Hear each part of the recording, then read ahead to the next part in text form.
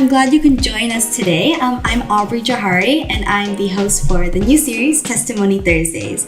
And today we have Danah Agustin. Fun fact, I actually have known Danah since a very long time ago. We went to elementary school together. And right now she's actually discerning the religious life, which is very beautiful.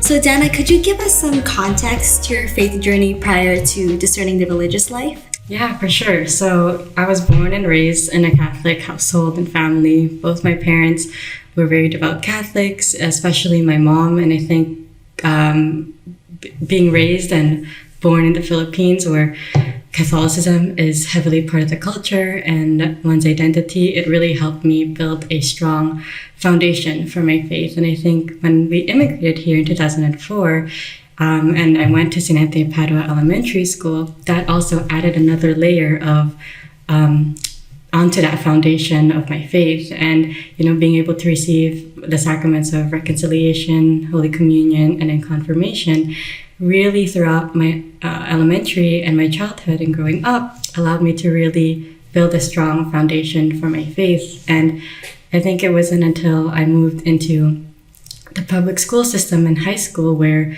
things really started to shake up in terms of my faith journey and my relationship with God. When you enter into a public school system, you meet a lot of different people, different ethnicities, people with different opinions, and a lot of people are just very vocal and expressive. And for me, that was scary coming from a Catholic school where everyone was so, friendly and everyone was a family, especially in my class. And so that whole environment, without having the faith, really led me to then kind of question my own relationship and my own faith with God, to the point where nearing the end of my high school life, I started to really drift away from the faith and my relationship with God. And I just was going to Mass every Sunday and didn't really feel empowered or didn't feel this strong connection to the liturgy or to the love of God. And, this was a great downfall in terms of that foundation that I had built up throughout my life. But it wasn't until perhaps maybe Father Justin came into our parish where I started to really pay attention. And at the same time, around that time where he came in, my mom was also searching for her own relationship with the faith and with God. And the more that she journeyed and the more that I saw how she grew and just the joy, the love, and the peace that she had from that relationship, it allowed me to want to investigate my own faith journey and my relationship with God. And that was when, I believe, the CCO phase or the impactors, I don't know what they were called, but they came here, and it was the first time, the CCO Discovery series was first introduced into our parish. And my mom, she was so persistent in wanting me to join that after so many no's, I finally said, okay, fine, I'll do it. And someone who was far away from the faith and coming to join into such a study, it's scary and it's daunting. And I remember not wanting to enter into that group because I just felt like people are going to judge me and people are going to see right through me and the sins and the faults and mistakes that I had done leading up to that point. And, I was also really insecure and just didn't know myself enough to be fully immersed. But then as the study went along, I started to really discover that God really does love me and that, despite the sins and the faults and the mistakes that I've had, that he's waiting for me there. He's waiting for me just like the father did at the prodigal son. And, that in and of itself was just the starting point of where, my heart started to desire once more to deepen my relationship with God. And, I thank that study series for being introduced into our parish, because if it wasn't for that, I feel like I would have just stayed where I was and I just wouldn't have been where I am now, which is where, discerning a religious life and the possibility of entering or surrendering myself fully to God. And so, I think that's a shorter version of my journey back to the faith. And there's a lot of goodness that has that has come out of it. And I think Father Justin has played such a vital role in that, because I remember when he first came, I totally disliked Father. I was like, oh no, he's coming in, he's going to challenge everybody in this parish. And I was so against that because of where I was in my journey. But the fact that I saw so much fruits that were being labored from that, allowed me to open my heart once more. And because of that, it led me on to this beautiful journey of then finding myself and finding God in the midst of all that. So, yeah. Thank you for sharing. That was very beautiful. What do you think is the main difference between, I guess, the pre-conversion you versus you now? I think pre-conversion me was just super immature and looking at the superficial things of this world. As a high schooler, I just wanted to be popular kids, and I wanted to be in the in-group, and I wanted to dress the way that the popular kids did. And it was like what Father Justin mentioned in his homily 2 weeks ago, about the different stages, I believe, of happiness or fulfillment. I feel like I was in the first two stages of just pleasure and self-gratification. And I think the self-gratification was the biggest part of it. I wanted to feel accepted because I didn't know anybody in my high school. And I had to make friends, but I didn't really know how to, from coming from, the elementary school and then having to jump into such a big pool of people with no faith. I didn't know how to relate to these people. And so, yeah, I think pre-conversion me was just really longing for the acceptance and the love that this world offered, or the validations of other people, which didn't fully satisfy or fulfill the deepest longings and desires of my heart, which was in a relationship with God, and to feel his love and to then hear his voice, and then to go forth and live a life that was God-centered and virtuous and full of love and full of joy and peace. And so I think those, three things of immaturity, and then longing for acceptance and longing for love, essentially, that's our greatest and deepest desires for relationship and for love. And that was one thing that I felt around that time of my pre-conversion, something that I was truly searching and looking for, but was looking at it for it in the many wrong places of this world. And that's a very normal thing, wanting and striving for those levels of 1 and 2 happiness, like you mentioned. We all strive for love and worldly pleasures at times. Actually, that's actually where we start. Is there any advice you would give to people who are struggling with that? Yeah, I think the biggest thing that's standing out to me is know who you are. Know who you are as your identity as a beloved son or daughter of God, because that was the journey God took me up until this day, of really knowing who I was in his eyes. And I think when the world distorts that and places our value and our identity on, pleasure or self-gratification or self-seeking or individualism, it allows us to forget truly what we were made for. And we were made for love. We were made for goodness, beauty, and truth. And when, we look for that outside of our relationship with God as beloved sons and daughters, then our whole world is then shaken. And so I think for people out there who are searching for the truth, I think, and love especially, look towards yourself in the ways that God sees you. We are created in God's image, and God in and of itself is love, and he is beauty. And when we don't see that in ourselves, it's hard to then go forth in finding that truth. And so that's the one thing I'd tell people, is to really know who you are as a beloved son or daughter of God, because there is so much beauty in unraveling, the gifts that God has created you with, and the temperaments that he's given unto you, and just all the goodness that he's created you out of his own image and out of his own love. So yeah, know your identity as his beloved sons and daughters is key, I promise.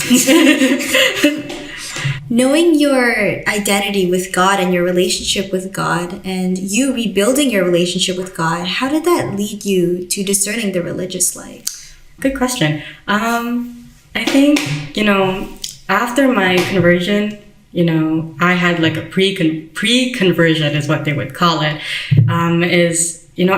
For a small amount of time, I drifted away once more from my relationship with God. Like, it was there, and I was I was going to mass and going to receive the sacraments, but it wasn't as strong. And so in that phase of my life, I was in a relationship with someone because during my conversion, I was searching for and looking for a relationship. And even though I had discovered then the love of God for me, I then went off in search of a relationship, which is not great.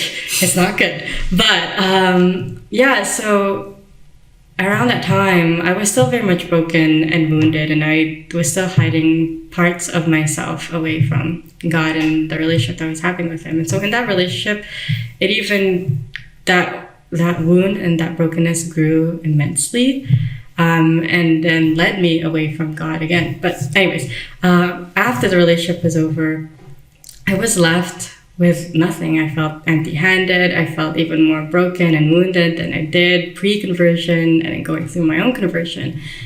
But I came to the realization that there was one thing or one person that had never left me, and that was always there, through the difficulties of the hardships and the sufferings, and endured everything for love of me. And that was Jesus. He was there beside me, walking alongside with me through all those pains and through all those hurts. And so when I realized that, I then went forth in really going hardcore and deepening my relationship and my faith.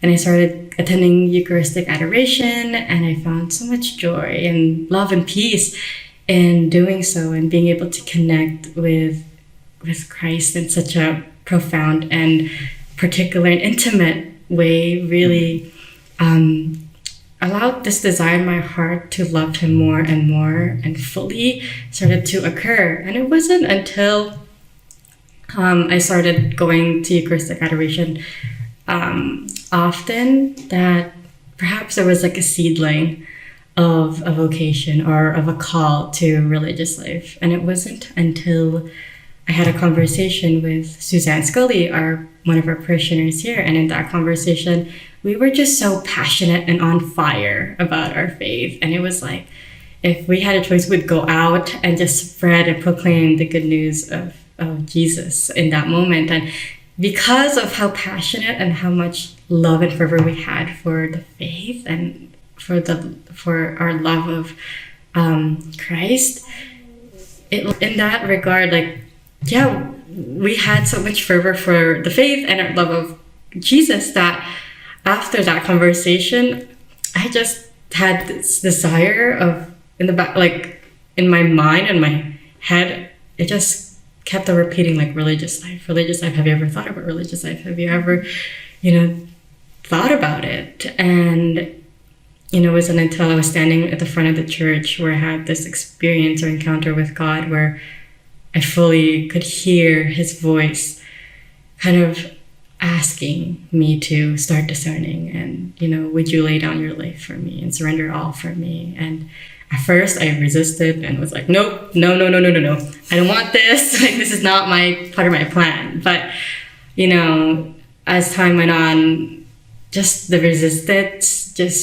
the resistance, but also there was still this desire in me that if I kept resisting, it kept on pursuing me. And so I decided to open myself up to discerning religious life and said yes to God. And here I am, 7 months, discerning still and really just enjoying the fruits and the beauty that discernment has had to offer to me. And so, yeah. that I would say is how, totally forgot the question, but that's how I got, okay. That's how I got to discerning religious life is what I'm saying, yes. Yeah. It's really beautiful, and praise God for your yes. The religious life is actually kind of a seldom vocation. Like, there's not a lot of people who are willing to discern the religious life. And it's usually the common vocation is marriage. Do you find that you have to sacrifice a lot when you're discerning the religious life? You know what? No. Like, at first, I thought I would. I feel like, I'm giving up marriage for being married, to God. And at first, and I think any woman's desire, or anybody's desire, not even just women, but men desire marriage and want relationship. And, for women, want to become mothers. Those are like the greatest gifts that God gives to us on a natural level. But upon discernment or going through the process or journey of discernment, I realized that it's actually not a sacrifice, because it's just out of love, out of total self. It's like, a total self-gift of oneself. And when you do that, when you totally give yourself unto the other, there's no sacrifice that entails. It's just love that's there. There's no underlying motives, or there's no catch, or there's no price. It's just out of total love of your spouse, which here is Christ. And so I thought at first I did. I think what's difficult is this is gonna sound so bad, but like the worldly riches of this world. I think I enjoy watching YouTube videos, and it's not like I'm gonna give those up if I enter. Like, people can still watch. It's not bad, but like I think it's more so like sometimes like the worldly riches of this earth get to you, and those are the temptations that oftentimes lead us astray in any vocation that we're called to, whether it's marriage, religious life, priesthood, or even I forgot the other one, singlehood. It's not a sacrifice when it's not given forcefully. It's given of total oneself. So no, I don't think so. No. No, it's not. I don't think so. That's really great to hear. And there's probably a lot of people watching, and probably a lot of young people watching that are kind of hesitant, I guess, in discerning the religious life. Do you have any advice for them to take that step? Yeah, I think just be open. Like, docility is such a wonderful and a beautiful virtue to practice, to be open to the Holy Spirit and the ways in which it guides us, it guides our life. And I think when, thinking about discernment and a vocation, it's scary. I think, it's not easy to let go of your whole self or your whole life, to surrender it all to God. But just be open to that process. The more that you fight it, the more it's going to be difficult. And, God doesn't give up on us. And no matter how much you resist, if He's really pursuing us, you got to say yes. You can't say no to God. At that point, that's it's just about being open. I think there's no proper or perfect way to discern a vocation. It's all about letting God take the lead, and letting Him lead you and guide you into the next necessary steps of your discernment and your vocation of whatever it may be. And so, just stay open and be open and pray a lot. Go to Eucharistic adoration for sure, and just sit in silence with the Lord and just ask Him, Lord, what is it that you want me to do? Where do you want me to glorify you? And where would you like to use me as your instrument to proclaim you and your love for others? So just a lot of prayer and a lot of openness, as I'd say, two main things to discerning your vocation of whatever it may be that God's calling you to do in your life. So yeah. Thank you, Danah, so much for sharing your story with us. I hope something struck you and this conversation was very fruitful. Our next episode will be airing next Thursday, so be ready for that. Okay, God bless. I'll see you next Thursday. Please like and subscribe. Bye.